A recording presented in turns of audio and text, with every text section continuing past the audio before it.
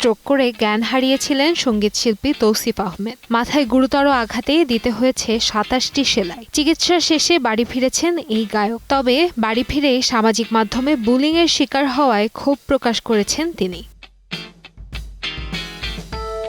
একটি শ্রেণী উদ্দেশ্যপ্রণোদিতভাবে কটূক্তি ও ভিত্তিহীন মন্তব্য করছে বলে অভিযোগ গায়কের। বিষয়টি তাকে মানসিকভাবে গভীর আঘাত করেছে বলেও জানান তিনি। ব্যক্তিগত জীবন ও পরিবারকে জড়িয়ে নানা মিথ্যা তথ্য ছড়ানোর অভিযোগে আইনি পদক্ষেপ নেওয়ার সিদ্ধান্তও নিয়েছেন তিনি।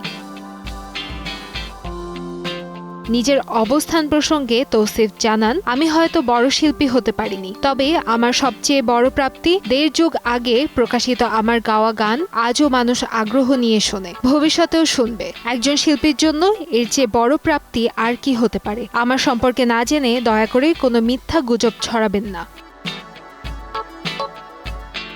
দীর্ঘদিন ধরে শারীরিক অসুস্থতার সঙ্গে লড়ছেন তৌসিফ। সে কারণে নিয়মিত কাজ করাও সম্ভব হচ্ছে না তার। গান থেকে দূরে থাকায় ভালো নেই তিনি।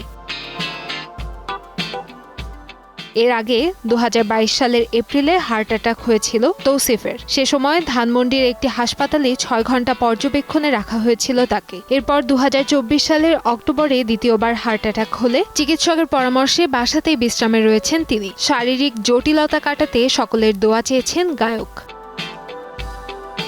কান্তাময়ী স্নেহা, সময় সংবাদ, ঢাকা।